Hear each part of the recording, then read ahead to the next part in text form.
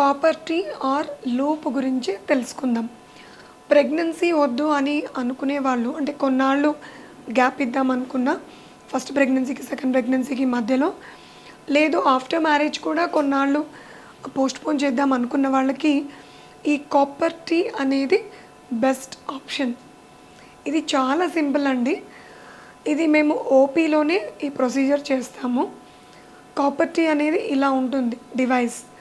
So దీన్ని through vagina ఇలా insert చేయడం జరుగుతుంది. సో ఇది యూట్రస్లో ఫిక్స్ అయిపోతుంది. దీని థ్రెడ్స్ మాత్రం ఇలా వెజైనాలో ఉంటాయి. దీని లైఫ్ కొన్నిటికి 5 years ఉంటుంది, కొన్నిటికి 10 years కూడా ఉంటుంది. అయితే మీరు ఎప్పుడైతే నెక్స్ట్ ప్రెగ్నెన్సీ మళ్ళీ ప్లాన్ చేసుకుంటారో అప్పుడు మళ్ళీ రిటర్న్ వస్తే ఈ థ్రెడ్స్ పట్టుకుని దీన్ని మళ్ళీ రిమూవ్ చేయడం జరుగుతుంది. Very simple procedure.